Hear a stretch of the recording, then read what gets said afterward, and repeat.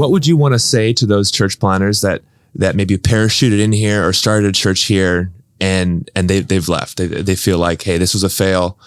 I got to go home and they're gone. What would you want to say to them? I think I'd want to say, like, it's okay, and try to discern like what God wanted you to learn through that. Don't beat yourself up over it. You tried. I mean, it's like you got out of the boat and walked. Mm-hmm. Most people stayed in the boat. Good. You know. So, thanks for trying. That's good. All right, second question. Okay, what about this? What about the planters that are here? There's 2 years in, and they're not sure that they want to stay. What would you say to them? I would say connect with other pastors who have been here for a while. Like, don't give up yet. Don't quit yet. Go through a discernment process, and don't do that by yourself. Do it with other people. Because I want to quit every Monday, and I've wanted to quit every Monday for 23 years. So, yes, Hear. I feel you, you know, but you're not alone in that. So don't make any decisions being in a bad space, but do that in community with peers. That's good. Yeah, love it. Bread truck Monday, right? Bread truck. Every Monday I want to drive a bread truck. I had a dude in my, and you don't have to do anything with this, but he was like one of the parents of a kid in my youth group, and he drove a bread truck for a living. Okay. So like, I never thought, I was always like, what kind of job is that? You know, and super buff, like super fit, because he gets home at 2 and works out for 4 hours. And like every Monday I think about him, like, what is his stress level?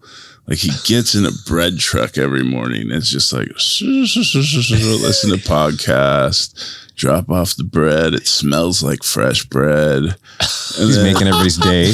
Yeah, I'm just like, dude.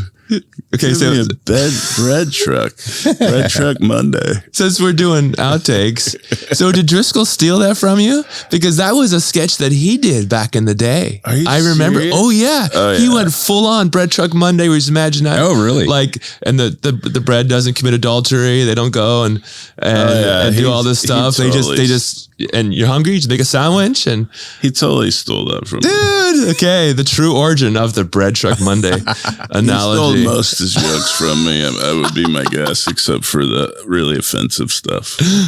You don't take any credit for those. No. That's good. Okay, so another question. What would you never do again? What would I never do again? Related to church planning. Really? You're going to say that after? I mean, we can go a lot of directions, so feel free. That could, man. Wow. I mean, I hesitate to, when I think of my generation of planters, you know, one of the things I think about is sort of the devastation. Driscoll, Darren Patrick, like, and I wasn't in that. I left pretty quick. Mm-hmm. But one of the things that I think at 30 was like, wow, this must be our tribe, you know, like we're young, arrogant, you know, dudes. But there was a thing in me that whole time that was like, this isn't like the kingdom. Mm-hmm. And I was always butting up against it. You know, I was teaching like this holistic gospel stuff, and that's what the planters would come to after they tried to preach for an hour like Driscoll, and no one came.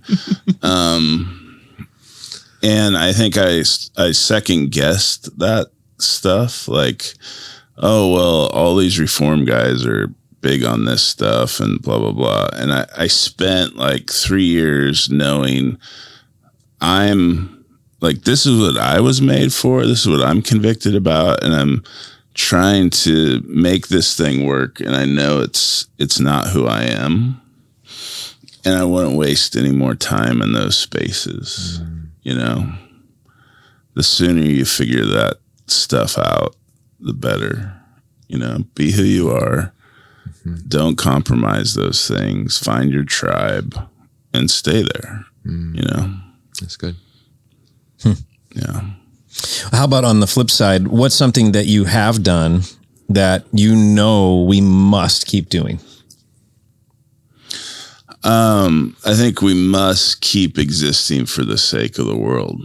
You know, I think the minute the church begins thinking it exists for itself, it becomes a mess. And I think we keep seeing that. So the more the church understands that you are put in the world to be for the world, for the sake of the kingdom, I think that's where we experience our unity. I think that's where we experience our dependence. I think that's where we experience Jesus alive because we're on mission. The minute that we back off from that, we get into protectionism and why you're wrong about the end times and, you know, political and all that stuff. But man, when you're in the thick of mission, you're just like, oh, you're here too? You're here too? Wow. I'm so glad we're not alone. Let's do this thing. You know, you can agree you can do mission with people that are so far misaligned theologically with you, but you believe in Jesus and the kingdom and the gospel, you know? Yeah. That's what matters. So I think, yeah, we don't want to quit doing that. Okay. Last one. Where do you see the church in Portland in 10 years? I think we're at a crisis moment, you know, that danger or opportunity. We're either going to figure out how to be durable communities because, you know, Keep Portland Weird is over. And now the bourgeois politics of the 90s is actually here and aggressive. Like we're here with activism and seeking the demise of our opponent. And so for the church to not only survive in that space, but to be a prophetic witness as well of a faithful, I think we have to continue to be the faithful presence, but we have to figure out how to be a prophetic witness, which means pushing back and being a durable community that can talk about hard things, both with each other and in the public square. And if we don't figure that out, I think we're going to be in a really difficult spot. What would you say to a planter who's going to show up, and let's just say for Easter they're going to show up and you know they're like, okay, I'm here, I'm going to go. Talk to me. What advice? This is like your Easter launch. Yeah, Easter launch this year. I've thought about this a lot, right? Because if your like best friend died, right, and 3 days later you found out he was alive or she was alive, would you put a suit on, pick out a yellow tie, sit in pews and sing songs to them, talk about them in a nice way and say, please believe they're alive? Or would you like throw a massive party? And so one of my thoughts was, why doesn't the church throw like resurrection parties, you know? So I think if I was a planter today, rather than like trying to do a big service, I would probably teach my core group like how to throw a really great party at Easter and then create a moment where you could explain why you're celebrating in a way that's not super weird, like celebrating resurrection. And here's why we celebrate, because Jesus is alive. And if you had a friend that died and was alive, you'd want to throw a party. And that's what we're doing today. I think that's what I'd tell them to do. Dang. Okay, we weren't positive that this was going to come out before Easter.